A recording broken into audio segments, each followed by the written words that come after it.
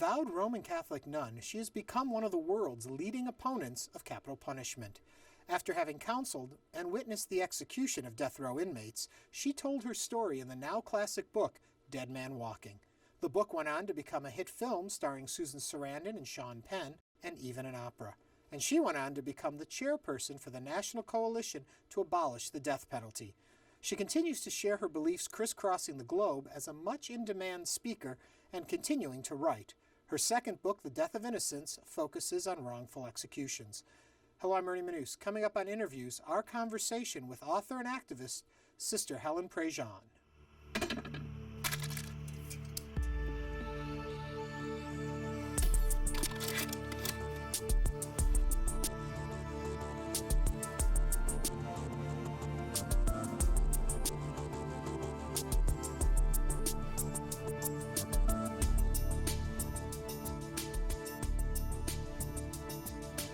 From your point of view, could there ever be any crime heinous enough to deserve death?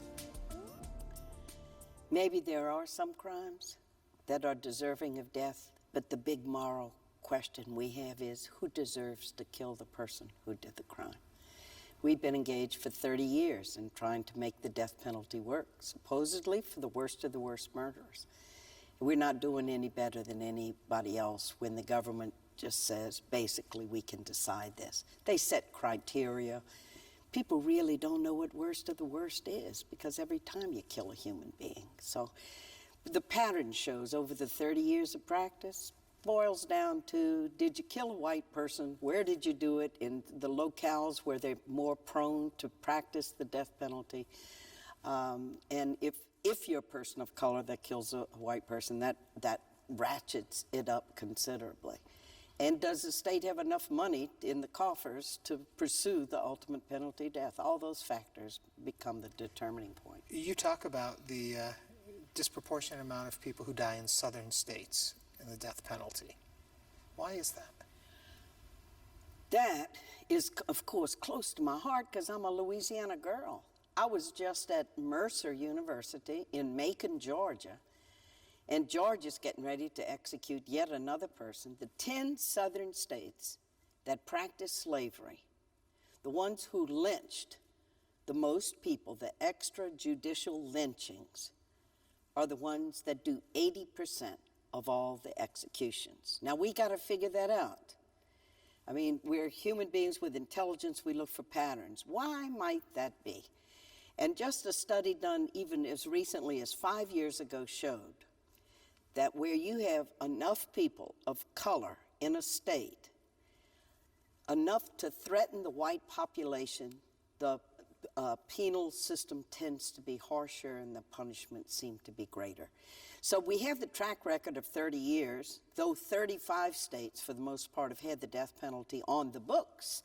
In the Northeast, less than 1% of all the executions took place. Now, they have the same criteria, supposed to be for the worst of the worst and all this kind of stuff, but what is the disparity in practice? What can it mean? And what it means is, because the Supreme Court gave a criteria that does not work, what does worst of the worst mean? For me, if my mother's killed, that's the worst of the worst. If my son, my daughter's killed, that's the worst of the worst. Anytime a human being's killed. So when we go to apply the criteria, and prosecutors have huge discretion if they're going to go for murder one or not. And you look at the situation. Even if they're running for election that year can make a difference in how many death penalties they seek. So supposedly those scales of justice are hanging equally, and it says equal justice under law. But you get into individuals, you get into their lives, you get into their biases, you get into their prejudices, and the pattern's so clear that when a white person is killed, generally there's far more outrage than the death of a kid of color. In New Orleans, 90% of all the homicides are black-on-black homicides, and it's barely, the death penalty is barely sought by the DA in New Orleans. So it finally is left up to individual people. And then the jurors, think of them. Because now we know we have a way to keep people safe because most states have true life without parole sentences. So we know that they're not going to get out again. We can be safe. So here go the jurors locked behind doors with on their hands, do I vote to kill this person or not? I know I can keep society safe, but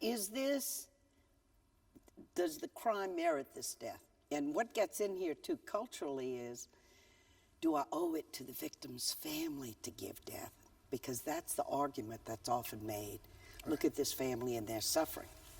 If you could balance out justice, if you could make sure it was fairly applied across the board, would you feel that your work at least had moved in the right direction, or do you need for satisfaction in what you do to see total abolishing of the death penalty? But two things.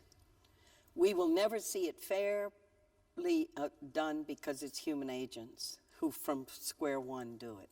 The heart of it, though, the heart of the moral question, and this is in the dialogue I had with Pope John Paul about my Catholic faith and its stance on the death penalty, is that when I'm walking with an individual, granted who's guilty of a horrible crime that I am abhorred by, and he's chained hand and foot, surrounded by guards, and he says to me, "Sister, pray God holds up my legs as I make the walk."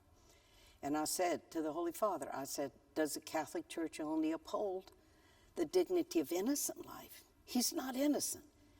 But then he's rendered defenseless and he's strapped down and he's killed after he's waited 30 days, counting off the days, or maybe a last-minute stay. This is not dignity of human life. That is why, essentially, the death penalty is wrong. It's against human rights and it's against the dignity of the person. Take me all the way back. When did you first know that you wanted to devote your life to, first of all, simply to God? Where did that come from? Yeah, simply to God. That's a great question. Simply to God. The way it was worded wasn't the way it's meant. No, it's a wonderful question because that's what people say. Oh, here comes a God squad, here comes a nun, you give your life to God. Well, the God I was giving my life to, or am giving my life to, is through Jesus, who told us to love one another, and I was hungry. And Christianity is very, very infleshed. It's very incarnate.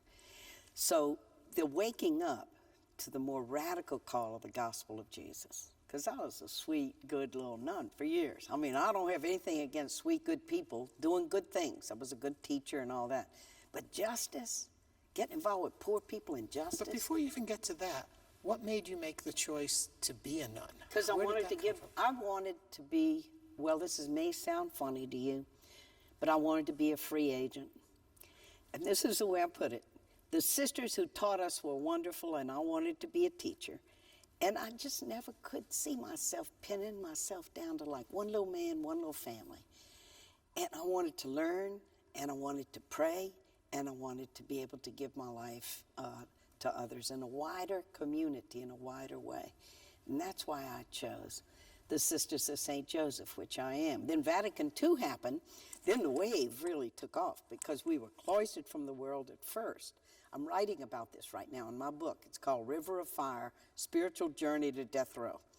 So when I woke up about justice, that Jesus was on the side of the marginated ones, the ones who had no voice. Then, and when Vatican II happened, it plunged us. No one took Vatican II more seriously than the nuns, the American nuns. And so we began then to get into the world and saw the suffering of people. And that led me into the St. Thomas housing projects in New Orleans, where I lived side by side with African American people my whole life. But now I'm going there to serve them and to learn from them, and I saw the other America. How did that change your faith at that moment? It changed everything about my faith. Still the same Jesus, but which Jesus you gonna follow? Jesus, the more conservative Jesus that says, well, the way you get God's blessing is if I make you rich. Richness is a sign of God's blessing. Or the Jesus who said, leave everything. Where's your treasure? Your treasure needs to be in heaven. Sell everything you have, give to the poor. Go and be with the poor and give your life there. That's the Jesus I finally caught on to. And I tell you, I just came so alive in a whole new way. I don't mean a a little sappy, oh, she's with the poor, isn't life great? Oh my goodness, I was seeing suffering like I'd never seen it before. I'd been protected. I wonder, though, when you see all that suffering, do you then question your faith? Do you sit there and it wonder does. Seeing why? suffering does not make me question God. It makes me look at us. God isn't causing the suffering in the St. Thomas housing projects. Our policies are causing it. The way the public schools are run are causing it. The fact that every family has somebody in prison, just like every one of my friends was talking about what college they're going to. And that Jesus is always the crucified Jesus, the one who is hanging from the cross, who was executed as a criminal. His death happened because he identified with the marginated and the outsiders. And that is what happened to him. So to find Jesus in the world is always to look to where what's happening to poor people. And so truly, I came alive because it's the suffering that changes you. Because when you witness the suffering of people, you can't be neutral. Then you go even further. You start to correspond, pen pal. Write the man. I never dreamed they were going to kill him. I didn't know anything. You never dreamed he was going to write you back. Well, yeah. No, that was the whole first thing. That's the first mistake that was made. First mistake was I wrote. Second mistake, he wrote me back. And there was this encounter. And through the letters, I found out he didn't have anybody to come see him. He never even asked me to come see him. He was just glad somebody had found him, was writing him letters. He had a connection. So he didn't ask me, but I knew. I said, I'll come see you sometime, and then I went to visit him. And that's the story in Dead Man Walking. Right. It's a story in the opera. It's a story in the film. The opera actually begins with the crime.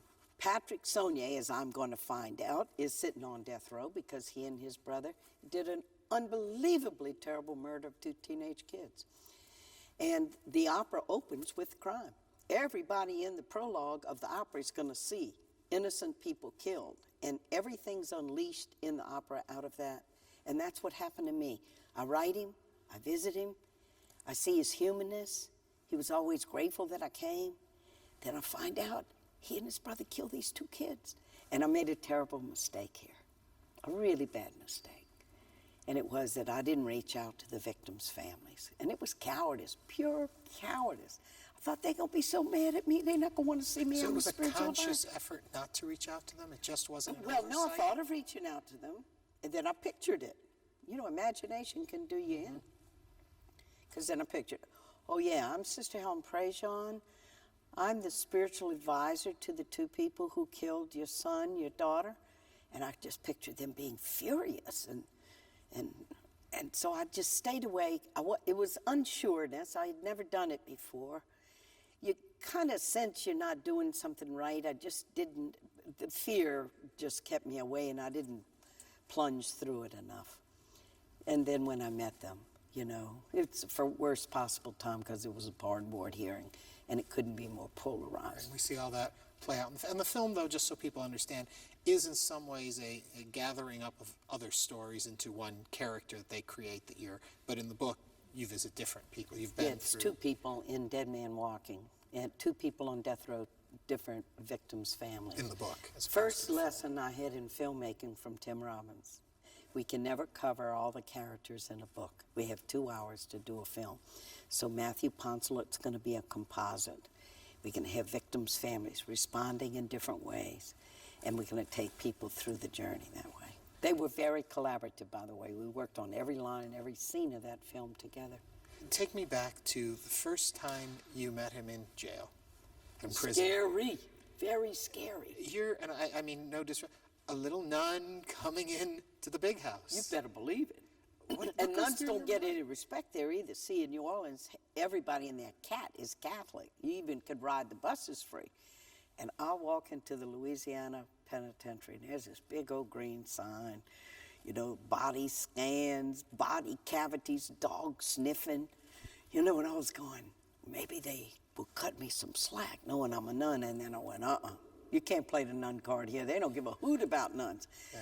And I was in a different terrain. I was out of my element, and it was very, very frightening. And then the guards kept bringing me. They kept slamming gates behind me, and they were yelling, "Woman on the tier." They actually got that in the opera. "Woman on the tier." And people were dropping back, and I'm walking through the hall, another gate, another gate, another gate. And then we rounded a corner, and there was a green metal door. It had a window with bars in it up at the top. And in red block letters at the top of that door, it said, "Death Row." I went, "Oh my God, we're here. This is where they keep the people who are going to be killed by the state of Louisiana." I mean, the place, it traumatized me to be, and then they locked me in a room. You talk about ultimate security. So that also gives you a signal. This is a very dangerous place where you are. We have to protect you by locking you in. We'll go get your man. And then when I do hear Patrick coming with the guard, I hear the chains before I hear his voice. He was dragging these chains because they had leg irons on him. And ironically, that is one of the last things I remember when he walked to the electric chair was I looked down, and there were those chains on his legs, and it connected the two. So then, of course, I'm also afraid to meet him, the encounter, because you see all the images of people on death row are these are the worst of the worst people. And I begin to have doubts about all the nice letters. Anybody can write a nice letter. "Hey, sister, how you doing? Jesus loves you, Sister Helen, so do I." Then I'm going, but I got 2 hours with a murderer. What in the world am I going to talk about? My heart, was going at an accelerated pace. And then the guard opened a door, put him into this booth, as big as a telephone booth, locked the door, and I looked through this grate, and I was shocked by his face because it was so human. I just never dreamed he could look human. I thought, his jaw would be set or his eyes would look mean, and he was smiling, and he said, "Thank you, sister, for coming to see me." And we began. One thing that makes your story different than a lot of stories we hear about people visiting people on death row is that you're not visiting with the idea they're innocent and you're going to free him. Right. You're there knowing that he did these horrific acts. How do you accept someone when you know they've done wrong? How do you get to the point, and you've definitely gone to the extreme in this area, what's the key? What do you do? The key is, the way I'm looking into your eyes now, I know you probably haven't murdered anybody. But even if you have, I know you're worth more than that one act or several acts of your life. There's a transcendence in us. Another name for it is a dignity in us. And when I looked into Patrick's face, it was a grace for me. I recognized it. Whatever he has done, he's worth more than that. Now, I don't have the horror of it yet, and I'm going to go through the horror of it when I meet the parents of the kids and these young teenagers that were killed. That's the essence right there. And see, what we try to do is we try to delineate out of all these different murders, 15,000 homicides, and say, oh, well, we're going to pick this one, and this one. We'll call it the worst of the worst and kill them, which when you look at it in its baldness, what it is, we imitate them. We say they did something so terrible, we're going to kill them too. So all of this is a growth, of course, and an understanding as I go. And I'm horrified when I find out what he does. And I talk to him very honestly about his own journey and accepting responsibility and being sorry and then facing God in this last walk. And I watched as he responded and as he felt sorrow, as now he's killed. You know, often I've heard guards on death row say this: the man we're killing tonight is a different man from that rash, young, drugged kid with a gun that raped and killed. And see, the horror of the death penalty is we freeze frame a human being in the worst act of their life. And we don't believe in redemption. We say, you killed, so we got to kill you. And then we also tie it to, this is how you show honor to a victim's family. So what do you say to the victim's family? I know you've built an organization that works with them too. Yeah, but visiting with them is just, how are you? What's happening? How's your family? But aren't they looking at you as you're the one supporting the person who did the Well, worst you possible talk about thing ever to but my a whole family? journey that has preceded this. I don't pop up on their front porch and say, hey, how you doing? Okay, there's a whole journey in that. and that they have to want to see me too. Not all victims' families, that I am the spiritual advisor to people on death row. There have been 6. Most of them didn't want to see me. They couldn't make it. It was like the seesaw. She's on their side. She's with the enemy. Right. But then amazing people, like Lloyd LeBlanc in Dead Man Walking, whose son was killed. And he taught me. And then as we got to be friends, he shared the crunch of what forgiveness meant for him. He said, people think forgiveness means you're losing it. It's weakness, like you're condoning what they did. He said, condone it. Every day of my life, when I wake up, we lose David all over again. My wife nearly went to a mental asylum from David. We had to move the house. We had to move from where he learned to walk. But he said, I tried to go there because everybody was saying, Lord, you got to be for the death penalty. You got to be. Or look like you didn't love David. Mm-hmm. He tried to go there, and he said, but when I did, I didn't like the way it made me feel because it would fill me with hate. Yeah, I want to see him dead. And then I thought, nah, they killed David, our son, but I'm not going to let him kill me. And I'm going to choose to do what Jesus said, because I'm a kind person and I love to help people. I didn't want to see that destroyed in me. So he was choosing life for himself. He's the first one, I think, that ever helped me understand that to forgive is really to relieve yourself of this great burden and not let hate take you over and change you. Preparing for this interview, I thought a lot about, what would it be like if I were on death row and knew in 4 hours, 3 hours, 2 hours, I'm going to be put to death. And early in prepping for this, my thought would have been, I'd go insane. There'd be no way I could live knowing this. I would just lose it. Reading stuff you had written, I started to think, if I lived each moment for just the moment that it is, that I'd be able to get through it and it would be a release in some way. Yeah. Is that what happens with the inmates? It's an amazing thing. And I think hospice workers will tell you the same thing. Here's a person with terminal cancer, and they're moving into the last days, and they're made comfortable, so the pain isn't so in charge of them that they can't think. And just what you and I are doing now is what we did. We talked with each other. And he was helping to hold me up because I was scared out of my mind as we moved into those last hours. And Patrick had even said to me, sister, you can't be there at the end. It was electrocution. He said, I don't want to see you scarred by this. You just pray God holds up my legs. And then I said, no, Patrick, I don't know what's going to happen to me. I've never been involved with anything like this before. But it was him. It was a connection with him. And we talked. We talked about God. We talked about forgiveness. We talked about his sorrow. We talked about how he caused pain to his mother. We talked about missed opportunities in his life when he had dropped out of school. We talked about that he drank too much. We talked about that he couldn't be there for his kid, his child, that he had to leave behind. And we talked about how his mama made venison stew. We talked about how it was in the winter when he'd go out hunting and how they slept on the ground and just used a clod of dirt for a pillow.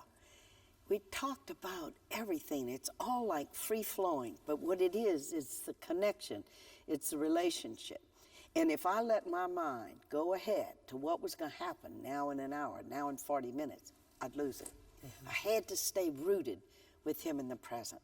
We prayed together. We talked together. And then time stops and it races by. It's when Susan Sarandon, when we were doing the film and she's doing this part of it, she said, this is the most surreal thing I've ever done. Time is surreal. It's all polite. It's following the protocol. People aren't mean to you. Hey, Sonia, you need some coffee? Hey, you need a cigarette? The psychiatrist comes, hey, you need a Valium? Take the edge off? People are being polite, but they're going to kill you. But what is going on, do you think, in the head of the inmate? Where are they, if this is the process you're going through, what are they doing to rationalize what's about to happen? Logic and rationality only takes us so far when you come up against the big abyss of the mysteries. Like we're talking right now, and I'm a step across that line, and I'm in eternity, whatever that means. The connection, the human relationship is you're talking, and of course, at times, Pat would lose it. At one point, he just dropped down to his knees and he said, Sister Helen, I'm going to die. And I don't know what to do. I mean, I've never died before. It's just like I had put my hand on the screen and I said, Pat, look, God's with us. Christ is with us. You're going to have everything you need, everything I know about grace, everything I know about people having what they need to die. So I'm blurting all that out. I'm just saying that and trying to reach into that recess of my own. And then I saw that he did have it. He did have it. He was very nervous. People can respond in different ways. Robert Lee Willie, the second one, he was the tough guy. He'd been an outlaw since he was. Dying gave him a high, a rush. He enjoyed the shrimp. He said, wow, you know, dying, maybe he had never done anything big in his life before. I don't know what it is. But I went, oh, this is amazing, like Robert is. And he said, the electric chair don't bother me, man. And he gave a little bounce in his step as he walked to it. It put him in another realm completely. But Patrick was so remorseful for these two beautiful kids that had been killed. Well, he's lucky to have had you. We're lucky to have had you and all the work that you do. We are out of time. Thank you so much for all that you've done. Thank you, Ernie. Great to talk to you. Sister Helen Prejean.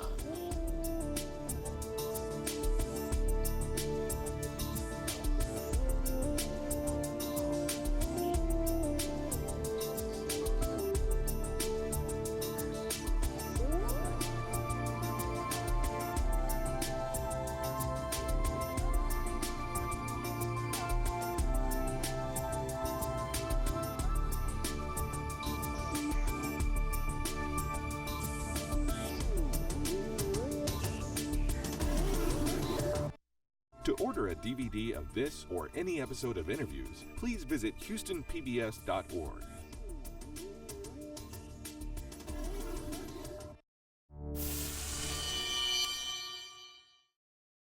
Back in June, we told you about a possible $50 million mistake in the Texas electricity market. Is anything being done to correct the potential error? And will electricity customers end up paying for it? That story tomorrow on Morning Edition, News 88.7. Think Wednesday on PBS for stories from the world around us. Stories of a helping hand. We need more people to care to protect what we love. Battlefield breakthroughs. This was a state-of-the-art weapon. And unraveling secrets of the past. What we're going to do is tricky, and we've never done this before. For stories that get you closer to life. Think Wednesday. It all begins Wednesday night at 7 on Houston Public Media. Want to know what's on TV8? Just log on to HoustonPublicMedia.org and click on the TV tab. See what's on now, plus what's up next, or click the full schedule for what's on later in the week. The information you need is always at HoustonPublicMedia.org.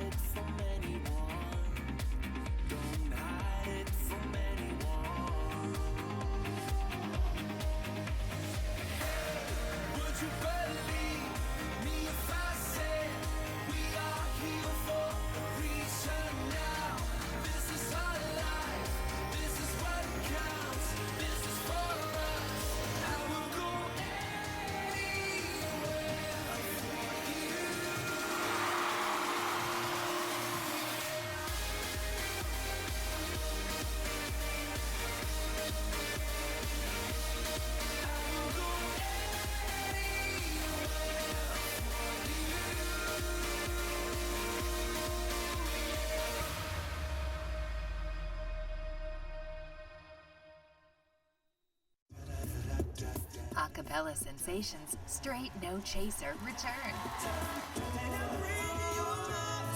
In songs of the decades, the classics, pop hits, and everything in between. Straight No Chaser, songs of the decades. Charlie Meckling joins us in the Houston Public Media Studios Thursday night at 7. On Masterpiece. There's a wreck. Enough to fill your belly for a month.